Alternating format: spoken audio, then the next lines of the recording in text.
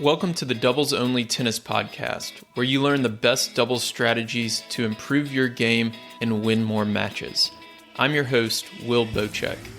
This podcast, my website, and my weekly newsletter all focus on the goal of better understanding the sport of doubles and helping players like you improve faster through actionable advice that you can use in your very next match.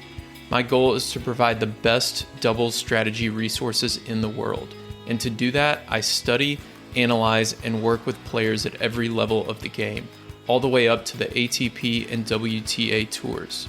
If you enjoy this podcast, I've created doubles strategy products that go even deeper if you want to take your doubles knowledge to the next level. At the end of this episode, I'll explain more about them, or if you want to learn more now, go to thetennistribe.com/products. Here's today's episode.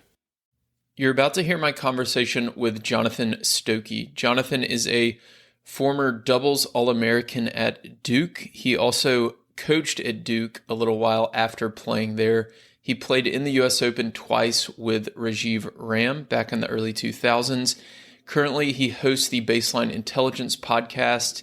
He coaches in Charleston, South Carolina, and he has one of my favorite Instagram channels. You should definitely follow him at Stokke Tennis. He has tons of great short videos on technique, on doubles, on drills, and a lot more. So I highly recommend that. But in this conversation, we cover high percentage tennis. He tells us a few stories from when he played college tennis, including one story where he and his partner used 3 different tactics to hide his partner's forehand when he had a broken hand. It was a really interesting story about kind of how to think outside the box on the doubles court. We also talk about serve strategy and technique. He shares with us one of the best drills you can do to fix your toss if you're having issues with your toss on your serve. We talk a little bit about return strategy and then dive into volleys. So he shares with us his favorite volley drill, including one that I found on his Instagram channel that I really liked a lot, and I'm going to start using with some of my students, and I recommend you do as well. And then I give him the challenge of developing confidence for someone at the net who isn't super strong in terms of their net play. And I give him 1 month, 3 days a week, and tell him to create a game plan for that.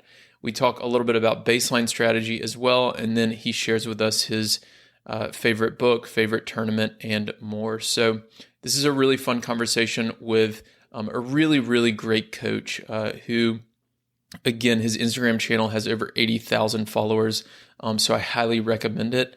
But he is able to articulate things in a way that a lot of players and a lot of coaches really can't, and it helps some of these lessons kind of land a little bit more clearly for you and for me so that we can implement this stuff onto the tennis court. So without further delay, enjoy this conversation with Jonathan Stokke.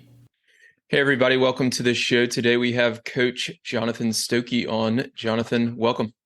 Hey, it's great to be here, man. So I have seen your name around for a while.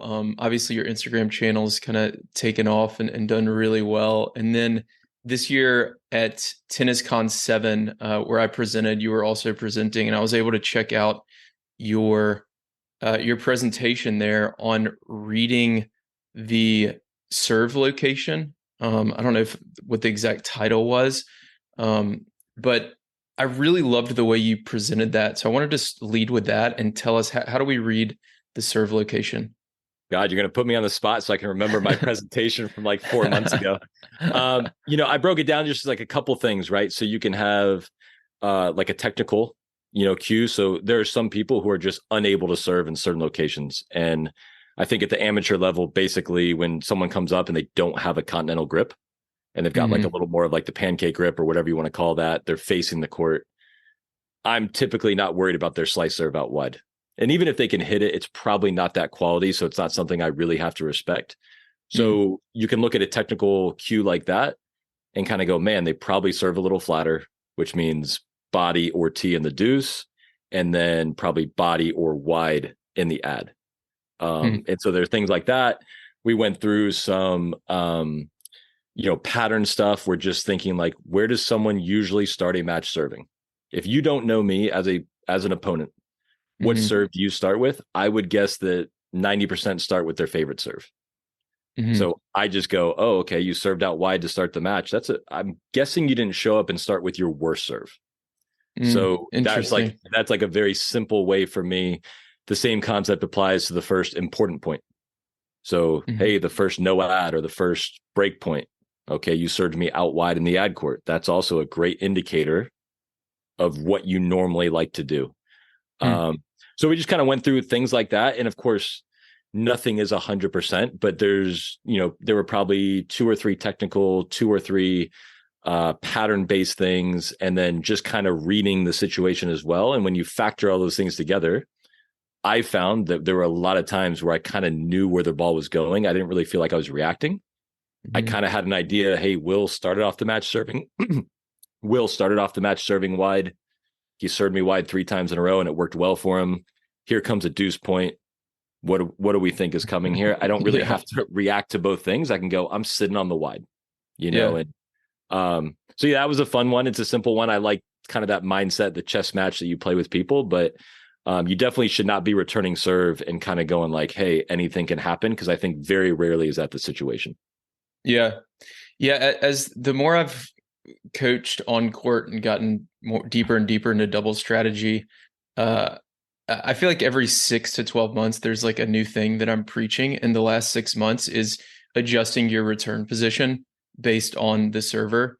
So Mhm. I'm seeing a lot of players return from the same position on first and second serve. And a lot of people have these like real weak kind of lollipop second serves, and the returner ends up sprinting forward and catching it like down at their ankles or at their knees, and they're really not balanced. And so I'm telling people to shift forward for that second serve if it's that type of serve. But I like that tip on the pancake grip. So like if you're in the deuce court, they probably don't have that slice serve, so just shift to the left, and make them beat you on the slice serve.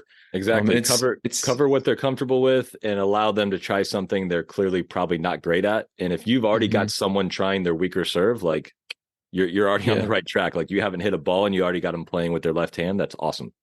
Right.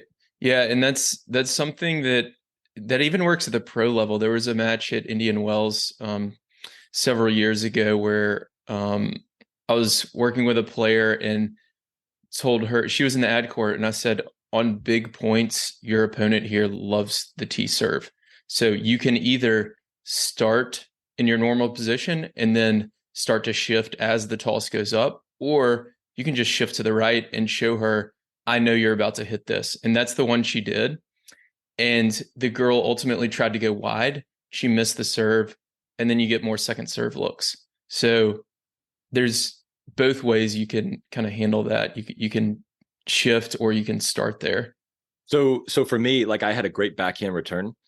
So if Hmm. I knew someone was going to serve T against me and I'm right-handed in the deuce, I would not cheat over, because I want, like, Okay. if I know it's going to my backhand, I'm going to rope it back. So I was okay with that. If I knew they were going to serve to my forehand, which was weaker, then I would slide over big time, because I either want to be there and make it easier, or I'm really hoping I can convince them to serve to my Mm. stronger side. So Yeah. you can definitely do both, but yeah, mixing up your return position based on what's going on is huge. Yeah. Yeah. That's a good way to make that adjustment. I like that a lot. So scrolling through some of your Instagram videos, we're gonna go through a few of these Oh God. kind of Okay. throughout the conversation. So there was one on high percentage tennis, and I really liked it a lot because it kind of clarified some things for me that I see all the time in club level doubles. So I'll see these teams. It happened just last week. I was on the court with this 3-0 ladies team, and this girl like moved to the middle, hit a volley. It was a good volley. Then the opponent passed her down the line, and then she looks to her partner and says, "My bad." And I went over to her and I said, "You did everything right there. What was your bad? Like, tell me what you did wrong." But your high percentage tennis video kind of reminded me of that. Talk about that video and what high percentage tennis means to you. Yeah, and I'll add a bonus at the end, so don't let me forget. But Okay. yeah, high percentage tennis. So let's say Craig O'Shaughnessy is famous, hey, you come to the net, you're winning probably 60% of the points, whether you're a good volleyer or not. Coming to the net is a great high percentage play. If you do that 100 times, that means you lose 40. Okay. Number one, you have to accept that. And those 40 points that you lose usually don't feel great. So you either got passed, you missed your approach, you hit a volley you didn't love. Either way, you're leaving unhappy 40 times. And also, by the way, the 60 that you win don't always feel great either. So sometimes you came in, your approach felt bad, and they missed an easy passing shot, and you go, see, that won't work next time. It's like, okay, well, that's also a rough way to look at it. So in that video, number one, I made sure that people know that a high percentage play does not mean it works 100% of the time. So I know where Will is serving. I have a good idea. That didn't work for me 100% of the time. Sometimes you're going to ace me to the side I wasn't expecting. That's okay. I'm comfortable. I don't expect to be 100%. So that's number one. Number two is high percentage does not mean that you're going to win more than half your points. So if you're in trouble, I'll give an example, a doubles example, since we're on the doubles podcast. I'm a firm believer that most people, amateur, when they volley at the net, they volley cross court. Okay. So if you had a sitter forehand volley on the net against me, I would start running for the angle right away. Right. That doesn't mean it happens all the time. And by the way, if you have a sitter volley, I'm probably not going to win a ton of those points. I'm just trying to give myself the best chance in a tough situation. If that makes sense. So it does. I think with the high percentages, people think, oh, that's supposed to work all the time and a lot. And that's not necessarily it. I also think one problem is when people, like the woman you said who pinched middle and did everything correctly, but got beat line. Okay. She is comparing that one example of I poached and got beat line. And in her mind, she's comparing it to this made up scenario, but it's the best case scenario of the other tactic. So she's going, well, if I had stayed, they either would have hit to me and I would have hit a volley winner, or they would have hit to my partner and we would have been fine and won the point.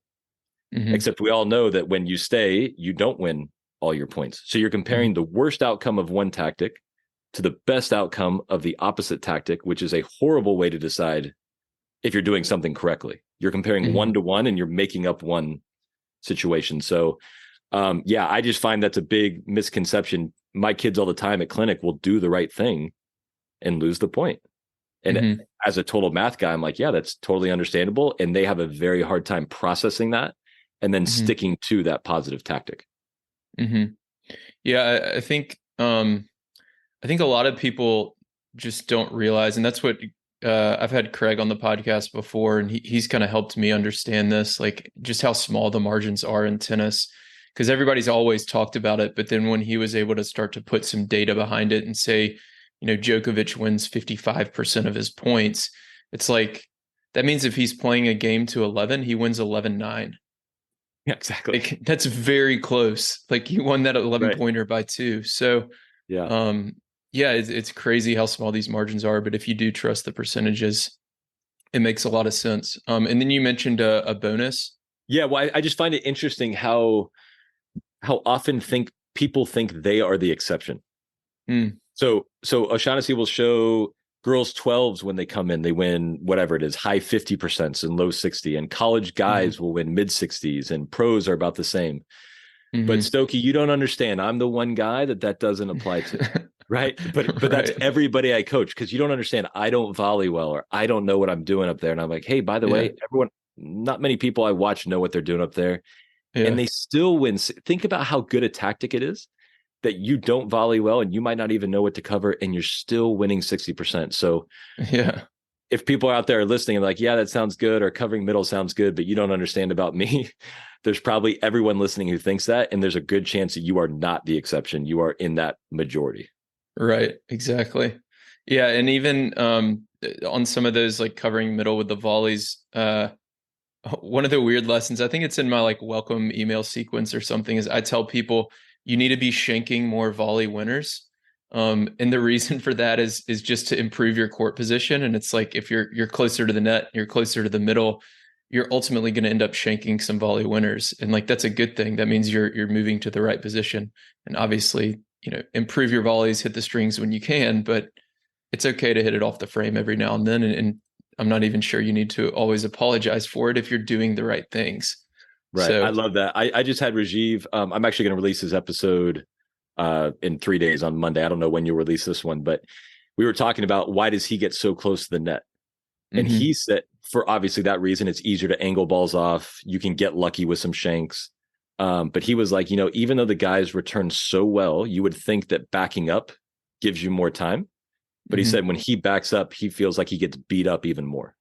He's like, mm, the return is still good. And now I can't finish a volley. mm, So even though he might take an extra 5 feet to see the ball, he's like, now what do I do with it? He's like, I just feel like I get crushed. I'd rather mhm. be on top of the net. I can just deflect little angles. I can get lucky. And Yeah, it's really not that, like, it's not like he's testing his reflexes that much more by being a yard closer or 5 feet closer. So I loved how yeah, he explained that. But yeah, getting close to that, shank and volley winners, love yeah. it. That makes sense. Yeah, it would take away his angles a bit. It'd allow the ball to drop a little more. And then also the baseline player is not going to feel as much pressure because out of their peripherals, they're seeing how close you are to the net. So Absolutely. they may be a little less likely to make an error. So I want to get more into strategy, but let's take a step back and just tell us your tennis story. I know you played college tennis at Duke, coached a while, but how did you get started to kind of where you are now?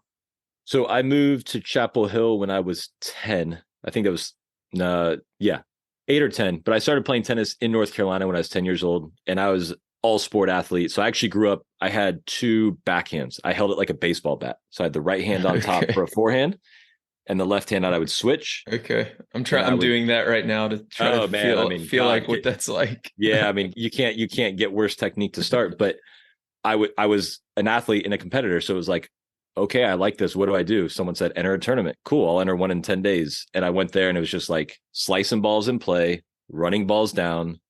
Intuitively, I kind of understood, oh, if you make balls, you can't lose. Like it's very Yeah. tough to hit a winner. So I did well. And then I fell in love with it. And my technique was always a little rough, but I got pretty good quickly. And then my doubles big break, I kind of came to the net a lot. I'd serve and volley a little bit, even when I was in the 14s. At 14's Orange Bowl, Rajiv Ram was playing doubles with Brian Baker. And Mhm. Brian's a year behind me and Rajiv. He was a first year 14. Rajiv and I were second year 14s. And Brian was going to stay down an age group. And so Rajiv was watching me like serve and volley at Orange Bowl. I got a couple good wins. And he's like, dude, you want to just try playing doubles at Easter Bowl next year? Cause like I don't have a partner. And I'm like, yeah, I would actually. That'd be I great. do. Yeah. And so we got there and we lost in the finals. I want to say to Steven Armitage, Sam Warburg. The losses always stick with you, but we had a good tournament. So he's like, hey, how about we play clay courts? We went to clay courts, we won clays. And then it was like, okay, we'll just play everything from here on out. And that was my big break as a doubles player. Having a partner like that, we could go to all the big events. We did really well.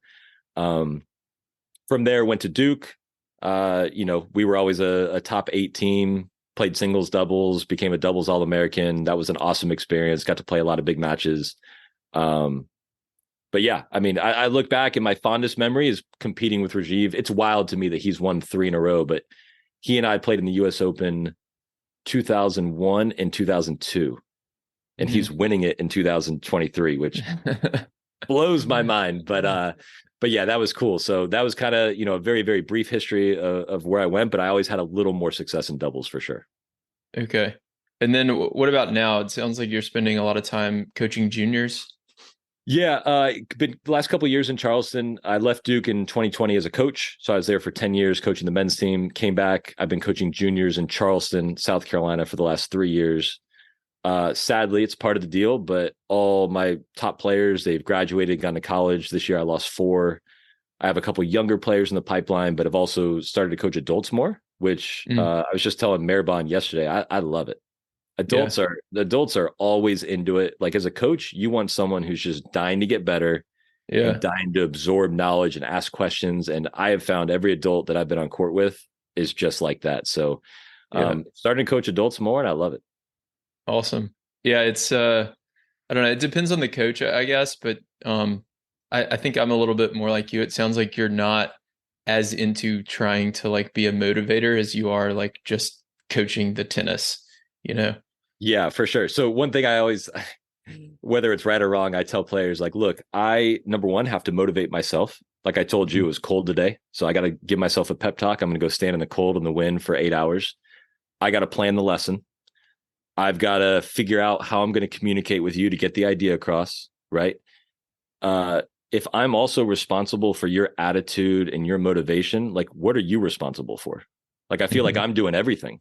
You've Yeah. got to have at least some job. And like, to me, your job is come out motivated and willing to accept coaching. And then I will be busting my butt to give you the best coaching 8 hours a day and every single person that I see. So yeah, I'm definitely not the type. I'm not the rah-rah guy. If you're looking for motivation, Yeah. you come to the wrong place. Yeah, yeah, I'm the same way. So you talked about college tennis. You coached at Duke for a while, obviously played very successfully in your college tennis career. What are some of the keys to winning in college tennis? Obviously, it's a lot different with the no ad uh, set to six. Mm-hmm. That's it. What are some of the keys to winning in college tennis? So specifically for that set to six, no ad, that's a sprint. I mean, Yeah, I can't tell you if a match started at 1 o'clock on a Sunday, it could be 107 and you're down 3-0. And yeah, you're like, geez, like how, what's going on? Where am I? What's happening? So you better be ready on the first point. hmm That's number one. I find that a lot of the things that we would do in college would apply to an amateur. I mean, you've got to make first serves. If you're hitting second serves, guys in college are teeing off on the ball and they'll miss hmm some, but they're ripping the ball. You just feel like you're on your back foot and you'll win some points, but that you're not going to hold serve very often without a first serve. So hmm first serve percentage, super important. Obviously, I would say making first serve returns. I don't even care how. And then hmm attacking second serve returns. That's a big thing. Yeah, And then the third thing for college, especially, like we said, it's a sprint, but like insane energy. And this is one that I feel like people hear it and they go, oh yeah, we've heard that, but we just want to serve better. Every doubles player I talk to, every pro I interview on the podcast, everything, when my experience personally, and then watching as a coach, you cannot be good without energy. You yeah, can be good with a bad serve. I've seen that. I've seen yeah. people win in doubles with no volleys. I have never seen someone successfully maintain a level in doubles with no energy. hmm And so, Yeah, but people, that's not fun to work on though, right? So people don't work on it. But if it's me, I hear that and I go, man, I don't even have to have talent. I just got to go out and do that. I'm like, sign me up yeah, for that one. I can knock that yeah. one out of the park. So those three things for sure in a college match. Yeah, you see a lot of the college teams working on it. Like I live near TCU and I'm over there sometimes practicing on their the courts, and like the men's or women's team will be like even during practice like saying go Frogs, let's go TCU, like kind of getting each other It's mandatory. high energy. Yeah, yeah, and you hear it during the matches, obviously, especially in doubles. I mean, every single point they're like, "Come on!" It almost sometimes it annoys me as a fan, but I get Yeah. why they have to do it. Um, Yeah. it's fun to watch. Uh, I was chatting actually with a coach recently about we were looking at net positioning for some of these college players, and for the college players obviously doubles is only 1 point, so it's a little bit, less important than singles for sure. So they can't spend as much time practicing doubles.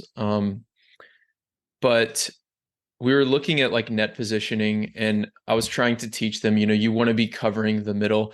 And he did make a good point that, you know, I was showing them pro level matches on the WTA tour, and their volleys are better, right, relative to the ground strokes, whereas these college players' volleys are much worse relative to their ground strokes.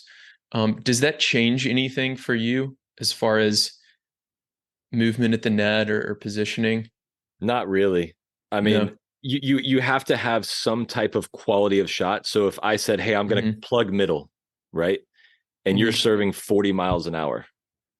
Okay, that's not going to go really well. Like someone's going to smash the ball and that's really difficult. So, yeah, if there's not a quality of shot for you to move off of, that's fine, but if you don't volley well, hmm okay, well, to me you have two options and a lot of people don't agree with the second option. Option one is get close to the net, be in the middle and be aggressive. hmm And even if you can't volley, like you said, you can shank sometimes, you can have the baseline player across the net take their eye off the ball. There's lots of good things that can happen. And I've seen really good doubles players in college who I would say are not great volleyers. hmm If you don't like your volleys, okay, Well, if you're not going to close and put yourself in the middle of the action, then you're at the net as a defensive volleyer. So what's harder, a defensive volley or an offensive? I would say a defensive volley is harder. So if you're going to be up there but not do anything, I would say, why are you up there? Mm-hmm. So we actually had a team at Duke. It was so funny too. We had a bunch of injuries and they weren't the best servers and they didn't have the best volleys. And I wasn't even trying to play mind games with them. I was just being pragmatic, and they had to play number 3 doubles together. And I said, listen, guys, I know you guys don't like volleying. I know you don't like poaching. Our serves are not great. The only time I'm going to allow you to come to the net is to pick up a ball if you miss in the net. So you're going to serve and your partner's going to stand right next to you and you're going to feel like an idiot. You're going to feel weird. And when you return, your partner's just going to be standing next to you and you guys are just going to crank ground strokes. Okay. Mm-hmm. And they got a little offended that I said their serves weren't good. So in practice, they started serving like 10 miles an hour faster, which was hilarious. Like I loved it. Like they thought they were showing me. I'm like, this is awesome. I had no idea you had this. And then they would go in matches and they played 2 back on everything. And I believe they went 9-2 in the ACC. Wow. And I'm like, okay, I would not really coach people to stand back, but I had watched them at the net and they didn't want to plug middle and they didn't want to get close. Yeah. So why be up there? You can't go to the net to play defense. Mm-hmm. I just don't understand that logically. That just doesn't really make sense to me. So fine, you don't want to do those things. Let's go back and we can play offense from the backcourt. You guys can just tag forehands and feel good about yourselves. So I know a lot of people are like intuitively 2 back. A lot of coaches cringe at that, but if you have a net player who doesn't want to dig in and play offense, I don't see what the other option is. Yeah. Yeah. I've coached a few teams to do that. I've even done that myself with 2 back on the serve against very certain teams. But in that case, like I do like being at the net. So I would just leave my partner at the baseline to rally and I would serve and volley. But that sounds like it worked out. And yeah, I mean that time it worked out well. But like just to go back to your original question, like does that affect it? Whether it's a pro or a good college girl, of course she can learn how to volley up there, man. Yeah, that's not that you. It's not like there's people who can't volley or were born without the ability. Like you work on it, and if you want to get good at it, you can get good pretty quickly, and you'll gain confidence. And if you know where to be in doubles, that's half the battle. So. Yeah, and that applies all the way down to the 4-0, 3-5. It's the same stuff.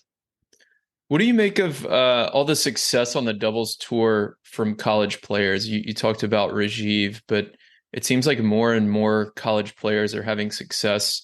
We're seeing it in singles a little bit, but especially on the doubles tour.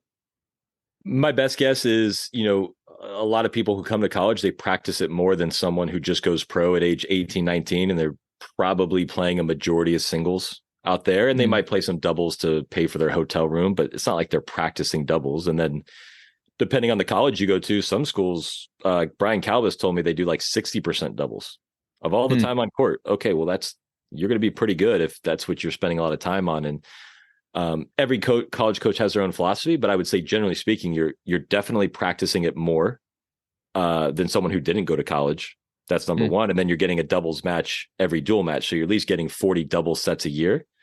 And it's a highly competitive, valuable point. So I think they just spend more time practicing it and learning it for those 4 years versus you're a 19-year-old Brazilian who's on the tour in South America. You're probably just grinding singles matches and singles points in practice. And then you go out in doubles and you're like, I'm just going to smash forehands and hope I win a couple matches and make some bucks, Right. Okay, so last question before we get to some more strategy for club players. You've been working with juniors for a little bit. How much doubles are they playing nowadays? Not very a lot. Little. Very little. Okay. I mean, when you're looking, they have the L1, L2, all the way to L7. Yeah. The two scary things. Number one, there's a certain level where they don't even offer it. So there's a lot of tournaments they go to. There's not even a doubles draw. I had one kid tell me he had never played a full third set before, because when you go to these L4s and L5s, it's always a 10-point breaker. And I was like, man, like really, like that? When did that happen? Like you never play and he just plays 10-point breaker. So those tournaments are not great for doubles. When you get to the L1, I was taking a girl to a lot of the top tournaments, and she had doubles in every event. And you'll see a lot of great players who don't really know what they're doing, but that would make sense, because why would you practice doubles if you only have 4 doubles tournaments a year? That really isn't a great use of your time if that's what's happening. But yeah, it's wild to me that there's a lot of these tournaments that don't even offer it. Interesting. Yeah, there's a big disconnect. We'll talk about it later, but yeah, it's just obviously so common at the adult level and the country clubs, and then you look at juniors and pro tour, and it's just like not. Anyways, all right, let's move on to serve strategy. So, I kind of have a format here. Feel free to take it any direction you want. So I wanted to start. I typically focus on strategy because I'm not very good at coaching technique, but I can tell through your Instagram channel and all your time coaching that you are. What are 1 to 3 technical issues you see with the serve at the club level? And then also drills or ways to fix them. Got it. So I would say the number one thing I see is the toss right off the bat. So there's a lot of really high tosses. And Vic, you go back to Vic Braden, everyone's kind of sharing online at this point, but a total game changer for me was realizing you only have to toss it a little higher than you can fully extend up for the ball. Right. And as a player, I used to toss high and I used to feel like it was normal. But if someone told me to throw a ball or throw my racket in a field, I'm not going to hesitate. I'm just going to be continuous. Right. And so most people toss really high. I think Andy Fitzell said it really well. He said, people swing to their toss and you want to toss to your swing. So if you have a really good continuous motion, figure out the lower toss that's just higher than you can reach. So the ball is sitting there on a tee, and that makes it super easy to make clean contact. What I find at first, if someone tosses really high and we work on that on the court, is they feel very rushed, and understandably so, because they have less time at first and they're not used to it and they don't like that. And so they don't change. But, if someone were to give you a really high overhead, they send a ball 100 feet in the air, you'd let that overhead bounce, right? Yeah. Because it's almost impossible to time that in the sweet spot because it's dropping quickly. On a much smaller scale, that's what happens when you throw up a high toss. It's dropping quickly. It's tough to hit in the sweet spot. And there's a lot of technical issues that can come from waiting so long. The other big thing I would say, and this is a big one, I think the toss can be fixed relatively quickly. You see a lot of people online talking about palm down versus palm up on the way back. And obviously, if you have your palm down, your arm is a little more relaxed, you have a greater range of motion, you'll get more racket speed, you have the ability to hit it faster. That's a major change, though, for someone who starts like this. You don't go to a lesson and go, hey, you want to work on palm down and leave the lesson serving well. You leave the lesson serving worse at first. Yeah. And if you're not willing to take 10 steps back to take 100 steps forward, it's going to be tough to improve that. So that's a big one. If I go down, like tomorrow, I coach at Sneak Farm Country Club. If I watch 10 ladies serving, they're all going to have palm up. And I don't know that I would necessarily coach them to fix that, because I don't think they're going to go out and do 10,000 reps and learn how to get a palm down. So that's where we might focus a little more on the toss. But those would be the 2 biggest things I see that most people could improve on. How do we, I agree with you on the toss. I actually saw, I don't remember if it was like on ESPN during the US Open or somebody did a breakdown online somewhere, but they were comparing Isner and Del Potro's serves. And, Isner's slightly taller, but significantly, he's the best server of all time, probably. And Del Potro had a higher double fault percentage, had a lower first serve percentage, all this stuff, because his toss is so high. And Isner tosses it just like you said. I mean, they did it in slow motion and it's just above his reach. And then it's not really moving when he makes contact with the ball, maybe moving down slightly, which makes a ton of sense. But what are some drills or ways we can kind of improve that on our own? So one quick thing I'm going to say, and then I might forget, so you might have to ask me that question again. But one thing that's important is, if you're watching pros, just because a pro does it doesn't mean it's the best way to do it. Right. I mean, if you watched me at the US Open when I was 17 playing with Rajiv, I don't take my ground strokes back high and then let it drop. I just snapped my wrist straight down. Now, it worked for me, but I don't think any coach would be like, hey, why don't you go copy Stokke? That looks awesome. Yeah. that's not the ideal way to hit a backhand and a forehand. But I was in the US Open at age 17. So does that make it the best way? No. Del Potro, insane player. Do I think his serve would be better if he tossed lower? Absolutely. But I know there are people out there who toss it high and like to toss it high and go, well, Delpo does it. Del Bonis does it. Sharapova does it. And it's like they do, but that doesn't make it right. So that's a big thing when you're watching pros. Don't assume that they're all doing everything perfectly and efficiently. And then I totally forgot your question, so you are going to have to ask that again. Yeah, ways to fix the toss if we do toss it a little bit high. So the simplest way, you can either put a ball on the fence or you can just reach up. But I go to the back fence. I stand right on the fence, like I am 2 inches from it with my chest. I take a small step back. I take a small step to the left, and I reach up and lean against the fence. And I mark on the fence with my mind, like, where is my racket touching? So for me, it's usually the very top of the fence. Okay. I stand right where I am, and I try to toss and just have it lightly graze the fence. For me, it's right at the top. For a shorter player to be a little lower, exactly at that spot.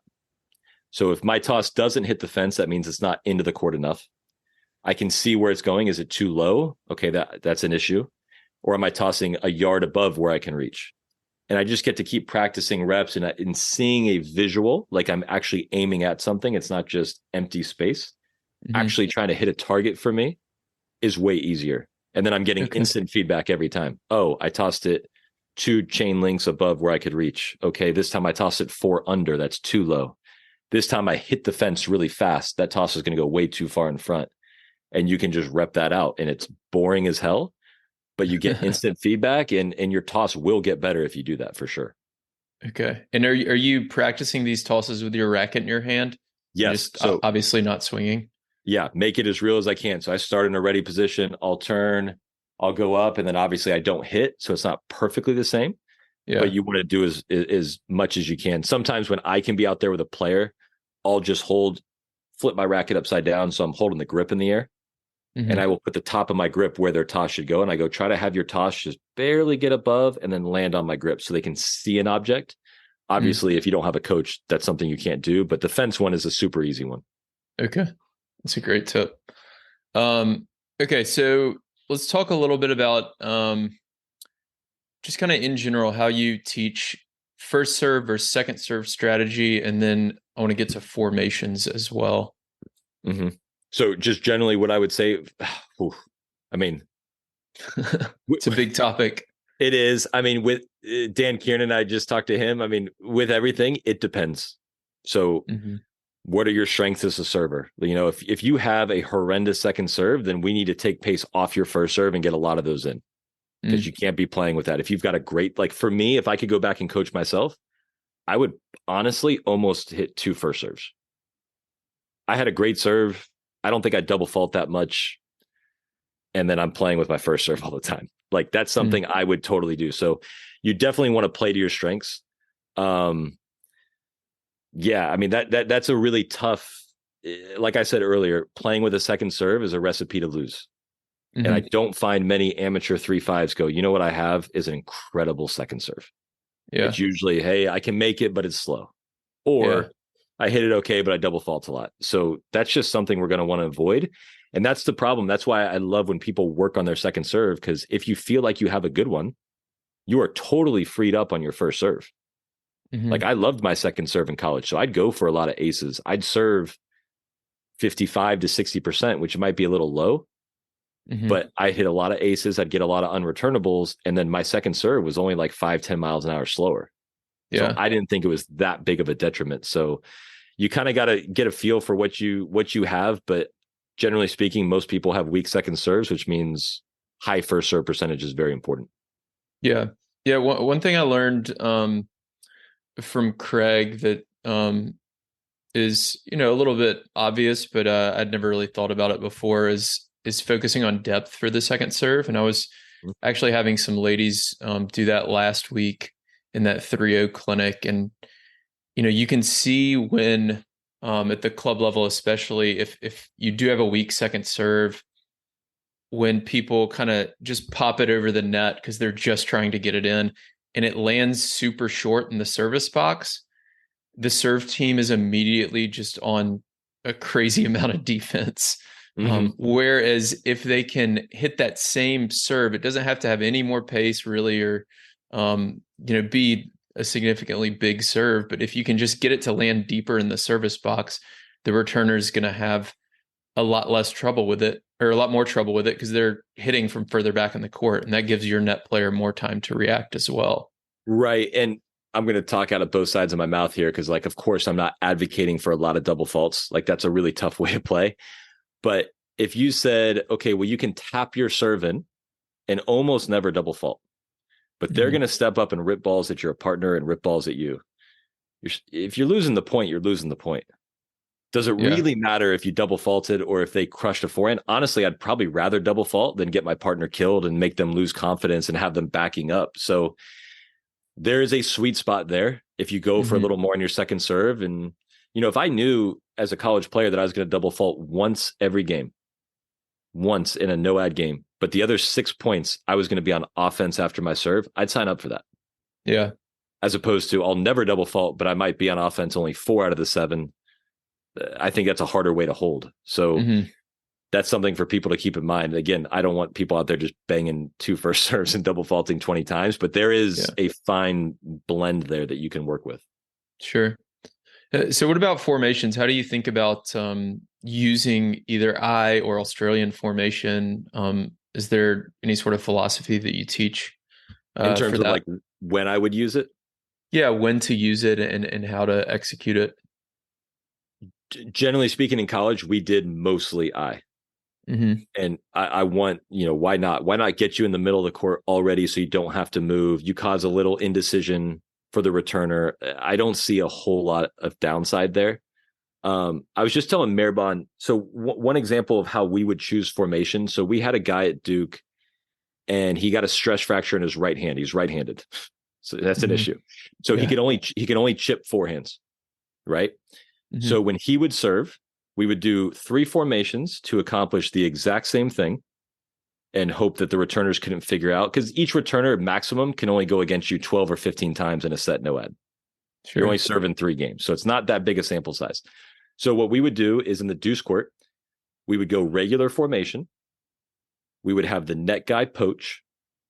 So now one of 2 things would happen. Our net guy would get the ball, which is great, or they would return down the line and my guy could hit a backhand, which he was healthy enough to do. We would go I formation and the guy at the net would go right every time. And the same thing applied. The net guy's going to get the ball, or they went down the line and my guy got a backhand. Or we would do Australian and he's already on the right side of the court. So the net guy would get the ball or my guy would get a backhand. So we would mix it up to accomplish the same thing. And just because it looked differently at the beginning, these opponents were like, oh my God, anything can happen. And we're like, we're going to run the same play 12 times. That's what's going to happen. Like, we're doing the same thing, whether you're smart enough to figure it out or not.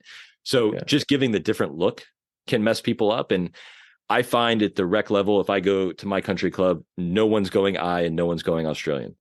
And it's low hanging fruit, because if I was going to play you a game for $100 and I go, Will, I know the rules, but you don't, like, sign me up for that game. I'm going to do better. And if I know how to play Australian and you've never played against Australian formation, it's a massive advantage for me. I know the angles to cover. I know where the ground strokes should go. I know what you're likely to do, and you're just out there winging it. And so why not learn I? Why not learn Australian? Because if you know how to do it and your opponent doesn't, you've already got an advantage whether you can hit the ball better or not. So learn all 3. We used to do I just because of that uncertainty, but all 3 formations have a place. Yeah, for sure. I think just because so many club players only use regular all the time, that's also what tons of returners see all the time. So then using the I or Australian is like, oh, I've never seen this before. So you're automatically going to get an advantage with that, like you said. One thing you can also do, let's say you're playing me and you still think I can volley well. I don't know if you do or not, but if we're playing a match and my partner's serving in the deuce and you're returning in the deuce, okay, and I'm going regular formation, where are you going to hit your first return in the match? Cross court, probably. Oh, if I think you can't volley well? No, you think I can. You go, oh, Stokke used to be pretty good. Oh, I'm definitely going cross court. That's what I would think. So number 1, I always poach on the first point because most people go cross court because it's a simple way to start a match. And if they Yeah. think you're any good, they don't want to hit you. So I poach on the first point like almost every time. Yeah. But if I want you to return down the line, because I think your down the line return stinks, what if I go Australian to start? Mm-hmm. Where are you going to go on your first return of the match now? You'll probably go down the line. You're like, I don't want to Yeah. hit the Stokke. He's right there. So now I'm Mm-hmm. telling you where I want you to return just by where I stand before the point. Mm-hmm. And so that's another thing. If you find out, man, that guy, he can't return across court. Okay, use that to your advantage. Set up the formation to work off that information. So you're forcing him to either return cross court, which he stinks at, or he's going down the line right to you for an easy volley. Yeah. Yeah. It makes a lot of sense. It's yeah, something that I was teaching last week was and I think I saw it in one of your Instagram videos, but was also to use these formations to play to your strengths. And you talked about it a little bit with the guy with the fractured hand, right? Like using three different ways to get the same result. So I think formations is something that really, one of the reasons probably that people at the club level don't use it enough is I think it's just uncomfortable for them and they're like not sure where to stand or they've never done it before. They don't want to look weird. But yeah, I think kind of being comfortable with that discomfort is really important as well. Absolutely. Um, so let's dive into return strategy a little bit. Do you have any favorite like drills or ways to practice returns? I feel like it's an under practiced skill, but obviously the most important or second most important shot in tennis. Yeah, I mean, are you saying technically or just like from a just we're going to go work on it, L- tactically type thing? Let's start with technical mistakes that you see. The biggest one, so obviously people can take big swings. I loved what you said earlier about starting in different positions. So I took one step forward, I split, and I would turn and hit. That's my Hmm. rhythm. I want to keep the same rhythm on a return. So when I played Isner in college, that meant I was standing 6 feet behind the baseline because Hmm. that thing's coming in hot. When I Yeah. played James Wan, this is like so funny. I'll never forget this because for some reason, I thought it was so cool. I played him at clay courts and he had a very slow second serve.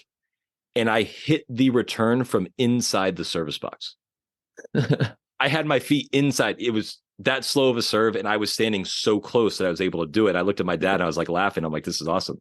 But Yeah. I kept that same rhythm. Uh-huh. So his serve was so slow, I had to start like 5 feet behind the service line. I could take a step, split, turn, rip. Hmm. Same rhythm. If Isner's popping at 130, I'm 6 feet behind the baseline. Step, split, turn, rip. I don't have to go, oh, one time I have to wait forever. And then one time I'm feeling rushed. I like to keep that rhythm the same. And so I always try to get, just like you said, people to adjust to the speed of the serve. That's a very, very simple one. And obviously, you're not taking a full swing like you would on a ground stroke unless the serve is really, really slow.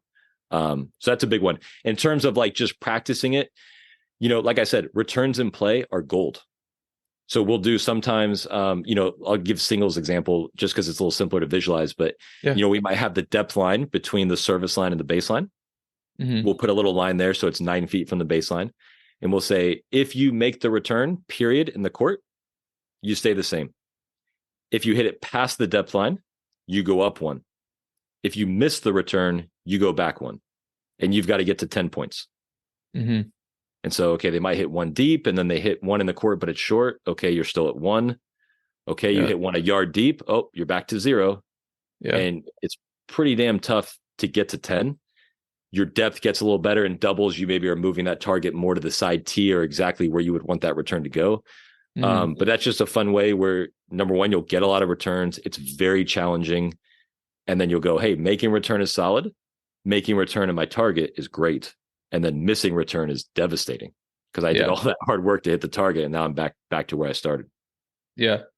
Yeah. I like the depth feature on that. And then we talked about second serves earlier, the depth. So um, I like to use the term good miss. Like if you're missing a return a foot behind the baseline, especially in singles, like that's a good miss versus missing it into the net or I don't know, just short, I guess. And then same thing with that second serve, right? Like I think you mentioned earlier, like if you're going to hit a pancake second serve and never double fault, but you're still going to lose the point, like what's the point of that? So if you can focus on that serve depth and maybe you have a few double faults long, that's okay. That's a good miss because you're slowly over time going to get more comfortable with that depth. So I want to move on to volleys and then one question about baseline strategy. So on your Instagram, there was a drill. You were working with a kind of beginner player and using the alley to keep the face of the racket towards the target. Talk about, I guess, explain that drill to the audience and how that helps. And then if you have any other volley drills to share. Yeah. So she would put her right foot on the single sideline. She's a right-handed player, right? And so her racket would then be in the middle of the doubles alley. And I would just toss her a ball and see if she could hit it in a perfectly straight line into my doubles alley. So hopefully they get a visual for kind of, I'm tossing it to her, she's stepping forward and try to hit it in a straight line. Generally speaking, people take the racket back all kinds of different ways. And then they have to swing to get the racket back in position. So they're chopping down, they're swiping across. And if you're just thinking about it, let's say in the doubles alley example, I want to hit the ball in a straight line. Would it not make sense to swing in a straight line? Yeah. You know, you don't need to swing down. You don't need to swing to the left. You just swing straight. So basically, when we turn, we try to get our strings right to the target. And then when they finish, I want their strings facing the target. And so one example I always give them is the player will usually feed me a ball and we'll have like a cone or a hopper. And I'll hit the volley and I'll say, look at my strings and see where they end. And they're usually facing the hopper and I'll hit it at least half the time. I'm like, how could I go wrong? My strings were always facing the target. It's pretty impossible to miss that. So the alley is a good visual for you. You have a straight target, you know you're going in a straight line, and you're getting instant feedback. So if you miss way left of the alley, you go, oh man, I'm swiping across to the left. Or if you miss to the right of the alley, you're like, oh man, I'm inside. I'm either blocking it, but my strings are for sure directing the ball. Yeah. So it's a great way to keep your strings on target for longer, which gives you bigger margin for error when you're hitting a volley. Yeah, and I'll link to that video in the show notes for people listening and everything else we've talked about as well. So another net play question. One of the common issues, and I even posted this on our Instagram today to figure out kind of what people struggle with. And I think I listed serve strategy, mental game, and net play. And net play, I think was winning last time I checked. Mental game was right there. So let's say a 3-5 player comes to you and says, I stink at the net. I don't have any confidence up there. You have 1 month, we'll say 3 days a week for 2 hours. What's your plan? Okay. They come up to me. They say, I stink at the net and I have a month to get them better. Yep. A month, 6 hours a week, roughly. Okay. So a couple things. Number one, I want to make sure, do you think you can get better in the month? Yes. And if they say yes, I go, cool. Okay, we can get to work. If they're like, I don't know, I'd be like, okay, well, there's not going to be a whole lot of drills where I can get rid of that doubt in 4 weeks. So you got to realize you can get better in 4 weeks. Couple things. Kelly Jones gave me a great one. Okay. And at first I was like, man, this I don't vibe with this. And then I went and did it with some girls who didn't volley well.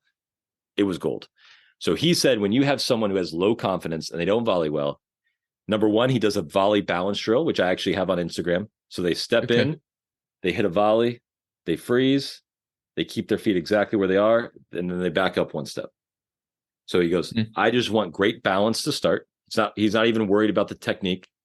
And then number 2 is he instructs them to hit every volley cross court. It's a much easier volley to hit, and then they don't have to think. Oh, am I going to go drop volley here in doubles? Am I going to go just hit everything cross? And so because they don't have to think, because it's very simple, and because it's also the easiest volley, you start to gain confidence. And then as you move along, and once you kind of go, oh, here are maybe some technical things, you're already starting to think you're on your way. You know, if you start trying to teach them everything in doubles and hey, there's a drop volley here and an angle volley here, that's so overwhelming. So that balance drill is huge. Strings to the target would be the only technical thing. And then I'd say, we can do a little bit of doubles positioning, whatever, but let's just volley cross court. Let's just, for now, for the first month, let's just get good at that. It won't be perfect all the time. Sometimes down the line's a better play, we'll worry about that in 6 months. I'll Yeah. teach you that. But that to me, like I did it with a couple of my high school girls, and like after a month, like they started to like volley. And they're Mm. like, man, I'm pretty good at it. And at first I Yeah. was like, Kelly, really every volley cross court, but it was great. Yeah. Yeah. So when you say cross court, you mean like across your body? Like, Correct. okay. Yeah. Yeah. I just wanted to clarify that. That's something I'm a huge proponent of. I Yeah. think it definitely makes it much easier. And often, even when the angle's not there, it actually is there. If you're close enough to the net, especially. Right. And Um, you can hit a drop shot cross court. You can hit a mhm. fast angle cross court. You can hit it Yeah. cross court, but slightly through the middle. Like you still Yeah. have some variety there if you want it. But you're Yeah. still going across your body and you can gain confidence and it's an easier shot. For sure. Yeah. Um, okay. How do we beat, or how do you recommend doubles teams handle the lob or beat teams that push? I know you knew this question was coming. It's so fun. I mean, I'm just getting exposed to it now that I'm starting with adults, and like that's the common thing. And Yeah. like, okay, first of all, you go, I don't like playing lobbers. I go, sounds like you don't have a great overhead. Like Yeah. that's number one. Like I would love to play lobbers. That's the easiest way I could personally win a doubles match because I love my overhead. That's great. So Yeah. number one, acknowledge you probably don't have a great overhead and you should go Mhm. work on that a ton. Because I Mhm. promise you, if you hit great overheads, they will stop lobbing. Right. Yeah. Outside of that, like you can go back, you can lob off of their lob. That's an option. I know people view it like I used to lob all the time. Chip lob was like one of my favorite. Somehow it's been viewed as like not a real shot. Somehow I think the lob is an incredible play. But if Yeah. someone hits a good lob to me and I'm on the baseline, I'll just lob you back and see Yeah. if you can hit a shorter one. And then hopefully my net player likes their overhead, or I can step up and rip. Obviously, any type of drop volley or short slice, if you can hit that at some point in the rally, will make a lob more difficult to hit. Mhm. But I think the first thing is just realizing, like, man, I hate that they do this. I guarantee they're not lobbing it in the back 4 feet of the court every time. Mhm. So one thing I asked Rajiv actually 2 days ago, I said, what is the biggest difference between you and an amateur? And he said, when people lob me, the point's over. Yeah. When people lob amateurs, not only is the point not over, it probably is over, just in the wrong direction. Yeah. And he said, I don't see people practice overheads ever. And he practices them all the time. Yeah. So step one is getting a good overhead solves that problem. And I know people want to feel like it'd be great if I can tactically just stop people from lobbing, but I can promise you, if I played you, I lobbed UNC one time. Their coach told me 40 times in a pro set. Yeah. Do the math on that. That's like 3 times a game. And like I'm at the net sometimes, like that's a lot. So if someone's going to lob, they're going to keep doing it. The way to shut them up is to hit that overhead well. Yeah. Yeah. That's the most obvious and I think the best answer. Yeah, people definitely should be working on those more. And then, work on some of those other things like the chip shot to bring them forward. Different things like that can work as I just well. think also it's not your opponent's responsibility to make you happy Yeah. and to play to your strengths. If anything, it's their responsibility to make you unhappy. Correct. So, oh God, And I'm so annoyed. Like, uncomfortable. I hate playing that guy. Like, he always loves me. Yeah, it's because he's doing something you don't like. And by the way, Yeah. that doesn't make him a bad person, or like that makes him smart. Yeah. It's Like, working. yeah, he's not out there to groove you and make you feel good and play the exact style of tennis that you like. And if that's Yeah. what you're looking for, then you find a friend who plays the same way, and you guys go out on the weekend and you play, and it's a blast. But if you're Yeah. playing a competitive match, their job is to make you feel that way. Yeah. So, And I think it is like, even on the pro tour, I do think the lobs kind of, I don't know if it went away, but maybe it's fair to say it's like making a comeback. Rajiv uses it a lot on returns, mhm. especially against the I formation. Um, you'll see a lot of pro players use it. And then in the women's game, I mean, the more I study the WTA doubles players, I'm just so impressed with their ability to neutralize a point off of a huge ground stroke that lands within a foot of the baseline with an immediate lob. Juliana Olmos is fantastic. She's probably the best at it. Elisa Mertens is good at it. They'll just get this huge, heavy forehand that lands within a foot of the baseline and then just whip it up for a lob that also lands within a foot of the baseline on the other side. And it just totally takes out the net player. It's a really, really impressive shot. Yeah, there's no right way to play tennis.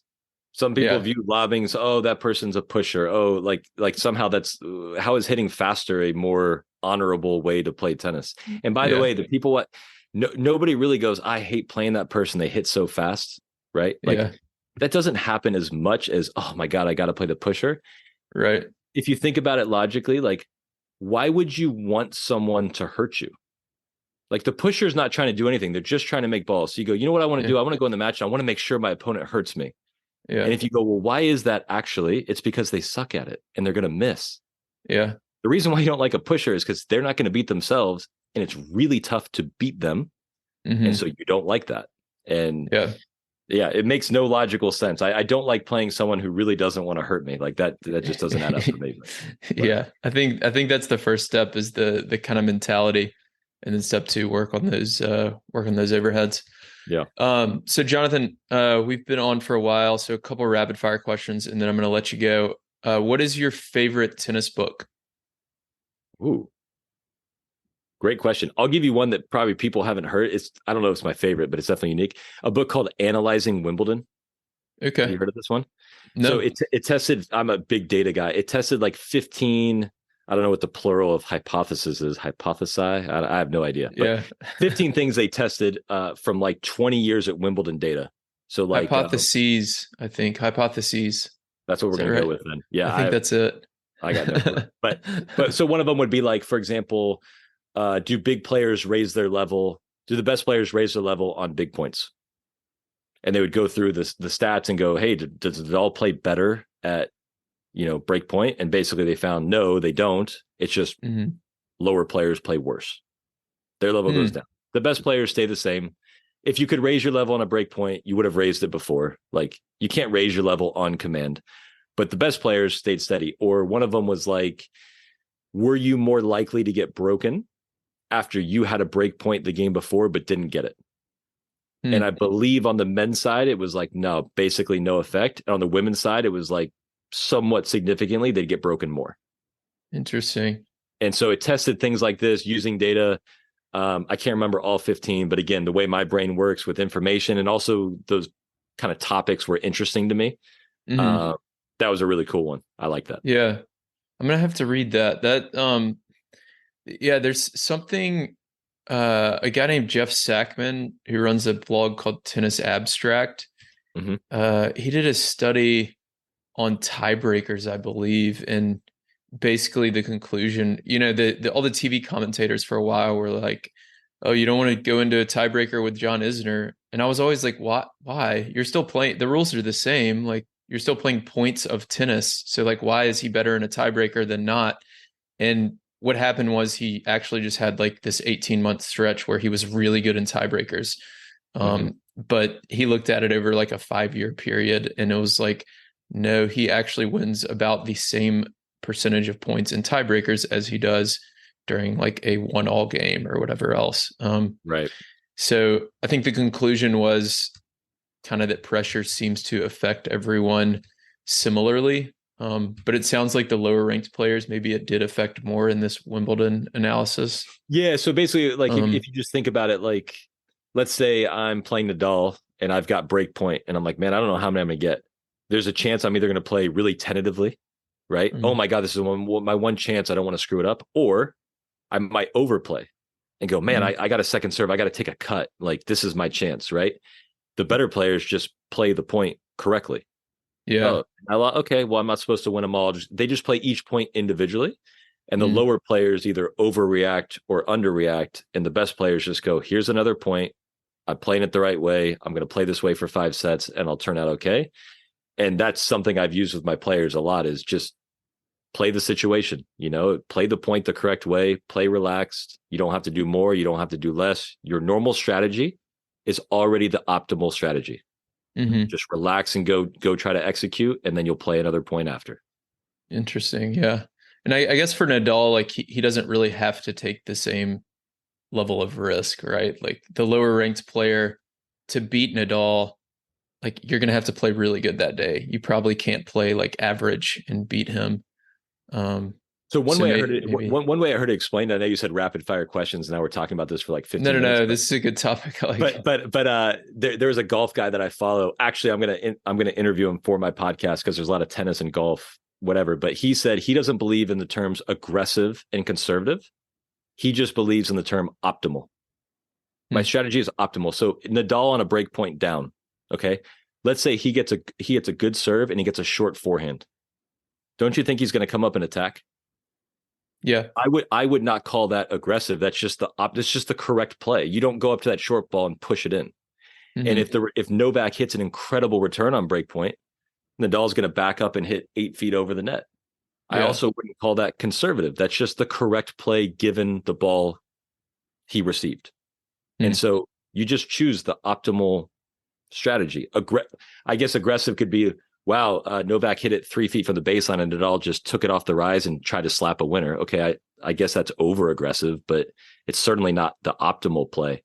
And so I Yeah. just love that way. Like you might hit a winner Hmm. on a break point, but that's because you got a short ball and it was the right time to go for it. And you might play a very passive break point because they hit 3 really good balls to you. Just play the correct way given the ball you receive and see what happens. Interesting. I guess you could think about it like on different scales too, right? Like you don't want to play the same ball the same way every time because then your opponents you're going to become predictable. So like optimal for the match might be, call a poach on 30% of the points, which might be considered aggressive points, but you're really playing like optimal for your strategy for the match. And like that given point is aggressive, and some of your points you're going to play conservative.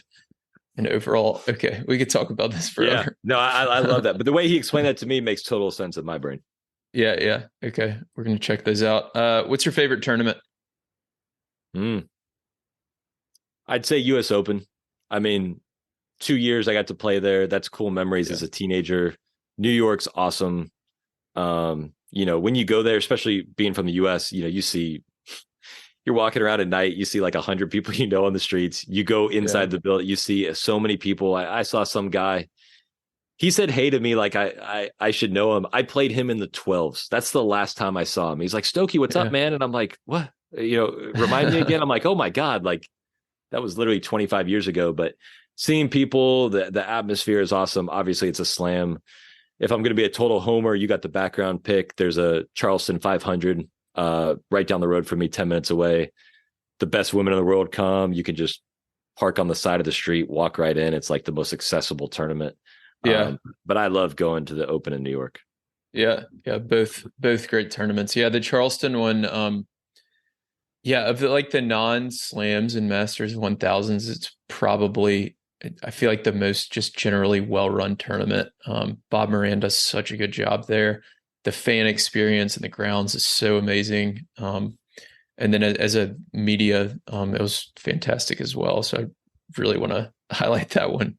Yeah. Um, Last question for you. How do we make doubles more popular?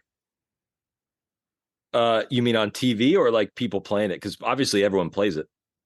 Yeah, so I mean, you talked earlier about the juniors aren't really playing it much. I do feel like I think didn't they change the rules in college within the last like 10 or 15 years to make it less um did it used to be worth 3 points, or maybe they used to play like an 8 game pro set or It used something? to be a pro set with ad, and then Okay, they took it okay. down to a single set with no ad. With no ad, yeah. Yeah. The thing is, like, it, people love like honestly in college at Duke, we'd get so many people to come out for doubles and then they'd leave before singles. They love doubles. Oh, Interesting. high energy, all these fun shots, whatever. And then, Yeah. you're in clinic today and the kids are doing singles drills and like, hey, can we play speed double? Can we get this doubles drill? That's fun for us, right? They like playing Yeah. that. Adults like playing it, right? Hmm. Um, I think you got to showcase it more. I think you got to find opportunities. I love it's at Indian Wells where a lot of the singles players play. Yeah. I think that's part of it is they don't know the personalities as much. Hmm. Um, but yeah, I mean, everybody likes playing it. And if you get in a good match with good energy, they also love watching it from my experience. Last year at the Open, I basically only watched doubles Hmm. and I thought the crowds were super into it. Yeah, they Um, were. Yeah. So, I mean, I'm sure you asked that question. I should have known that question was coming, but No, you're good. It's a tough question, but everybody plays it. I think doing a better job of highlighting the personalities, like why, if you say, well, these doubles matches look the same, there's a lot of singles matches that look the same too. Like it's not like there's like 18 different tactics out there for singles. So I think just doing a better job of highlighting the personalities, the backstories, the rivalries, how things happen. But I mean, generally speaking, people love to play it. So you just got to give a little more narrative and a little more character to these great players, and I think it'll catch on a little more. Yeah, I think that's right. Indian Wells is kind of the proof of that. As well as like, on the women's side at least, you'll see it more, but like Coco Gauff and Jessica Pegula played doubles most of the year, and got really big crowds for their doubles matches because people don't care if they watch Coco Gauff play singles or doubles. They just want to watch Coco Gauff. Right. And I've talked to a lot of people who actually do say like, oh, I'd prefer watching her play doubles, because they just think doubles is more fun to watch. And I'm and you can relate to it with that. Right. You can relate to it because you play it more. Most people play a majority double. So I want to see what Coco does and what she struggles with. And but I think if you knew the stories and if you said, oh, like, man, Ram and Salisbury, they got this big rivalry with this other doubles team. Yeah. Okay. You already know Sinner and Alcaraz and these guys have rivalries, but who is Rajiv Ram's rival in doubles? Like, we don't do a good enough job of pushing that out there and explaining the dynamic. And I think that would help. Yeah, definitely so. Awesome. Any final request of the audience or any comments before we hop off here? No, just be willing to challenge yourself and be open to learning something new. If you're not good at the net, I promise you, everybody out there can be a good volleyer. If you don't know how to play Australian, I guarantee you can learn how to do it. Like, step one is be open to improving and realize that you are not unique. You are not like this one person who's incapable of it. Everyone out there can get better. You have to believe it. And then you can kind of take the first steps on that journey. But everyone can improve. Doubles is a great game. And, if I could ever help out with anyone, I'd love to do it. Awesome. Well, thank you again, Jonathan. And to everyone listening, we'll link to all of this in the show notes, including Jonathan's Instagram, which you should definitely follow. It is one of the best tennis Instagrams accounts out there. So thanks again, Jonathan. And hopefully we'll do a round 2 at some point. Appreciate it, man. Love being here.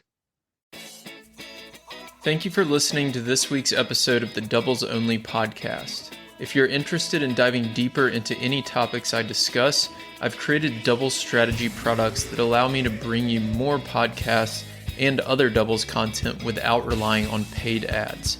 I have ebooks and courses that help you make better strategic decisions during matches and become the smartest player on the court. Go to thetennistribe.com/products to learn more. You can also join my free weekly doubles strategy newsletter that includes video lessons and more on our homepage. If you want to connect, you can find me on Instagram, Twitter, and Facebook, or email me directly, will@thetennistribe.com.